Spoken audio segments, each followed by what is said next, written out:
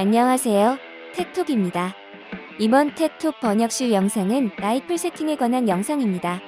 이번 영상은 GBRS 그룹의 창립 멤버 중 한 명이었지만 불화로 인해 그룹에서 나온 뒤 자신의 브랜드인 SC Irregular를 창립한 슬레이드의 영상입니다.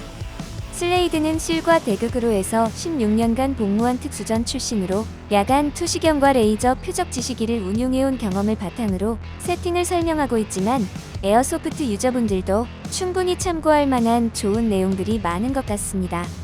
택톡 번역실 CQB 라이플 세팅편입니다. Video, carbine rifle. I call it a rifle. Internet, you can crucify me for saying rifle instead of carbine. I know it's a carbine, but we just say rifle on the SEAL teams. This is a CQB setup. Everybody wants to label things. This is just kind of like the way I like setting up all of my guns. This one just happens to be a 10.5. This is a stock riser, and the only reason why I was like, I need to make one of these things was because of the way that I shoot. I'm all about touch points when I shoot, because when it comes to running that gun, I don't want to have to be thinking about where anything's being placed, so I always use touch points as a reference so I can remain threat focused and keep my SA up and process everything around me. So traditionally our optic systems were lower on the gun, and so we had all this cheek weld space because it was in alignment with our eye right down here. Well, now we started elevating the optic systems up to get closer to our eye line when we were in kit, but what that left a lot of people with was like doing a chin weld, trying to get behind that optic. I like a positive cheek weld. That's my first point of contact on a presentation from high or low ready, is this cheek weld. So it just punches out, touches my cheek, and then locks into my shoulder here.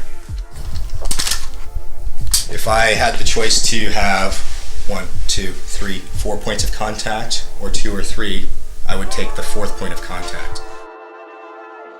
So the way that I run my sling is I go into the QD point, or you can even, depending if they've got a slot here, you can weave them through.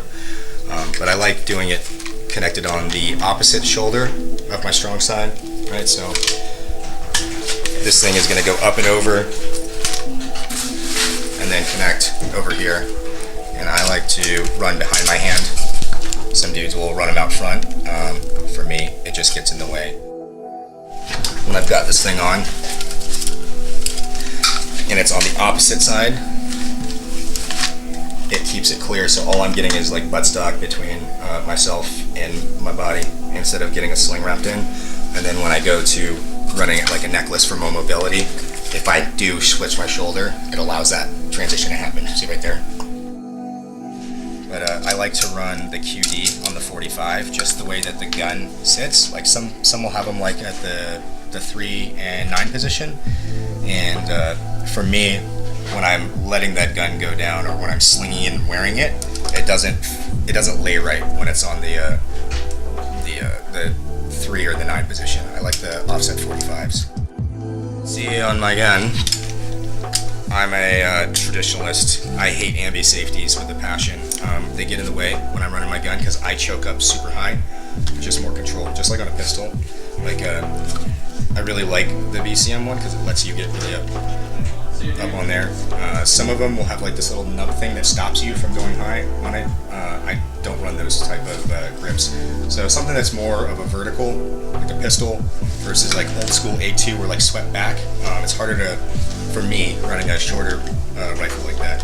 And then as you can see, like as I'm running the safety here, I have to break my hand down, and it gets in the way when there's like an ambi safety there sometimes. So it slows me down, and I just will run a standard.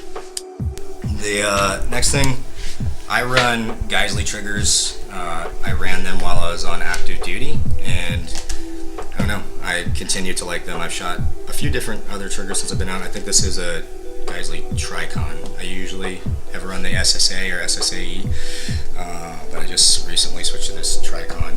I don't know. I like the way it feels. I like 2-stage triggers. I take slack out first before breaking the shot, and I like having that feeling. I don't like single-stage triggers. There's just less control with them. Next thing is optic. I love the elevated optic systems and optic mounts. It just makes you more of a heads-up shooter. It allows you to get yourself into those positions a lot easier, whereas when these things were more co-witnessed or lower third, you're really having to throw the rifle up there to get it to your eye line. Oh, good job, Unity dudes. I have an EOTech on here, and you know, I love EOTechs, and I also love the Micro T's. Micro T's have their advantage of, you know, bomber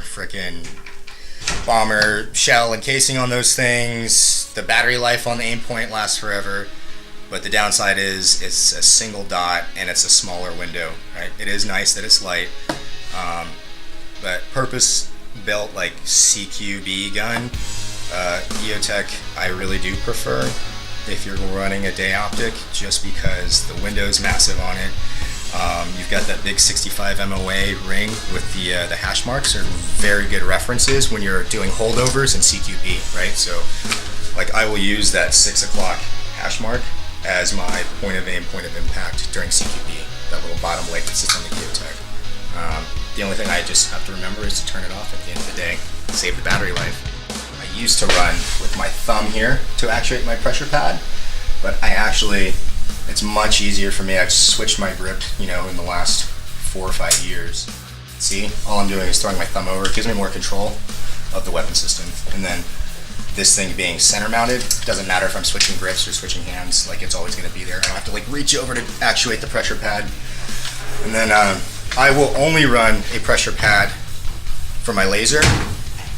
And the only reason why I do that is where I used to work, you know, we're primarily running lasers for everything, and not really white light. White light's there is like a in case things happen kind of thing.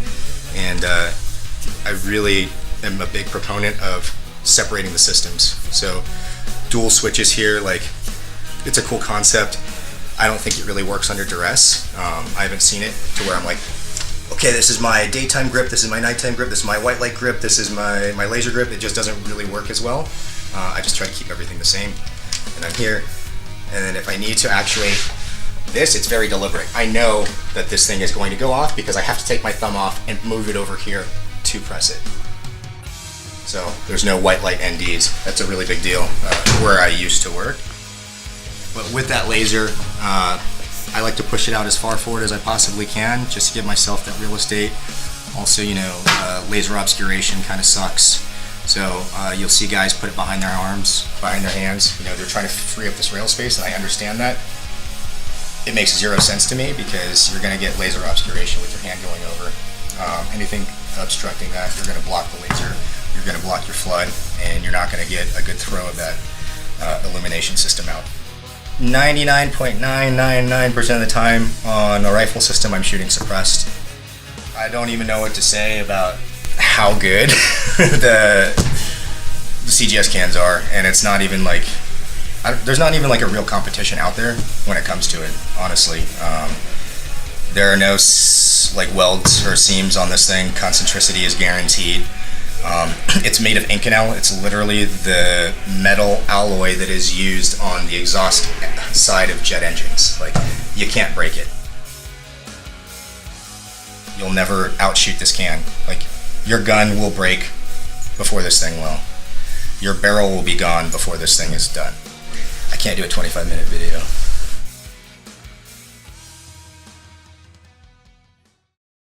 다음에도 흥미로운 컨텐츠로 찾아뵙겠습니다. 감사합니다.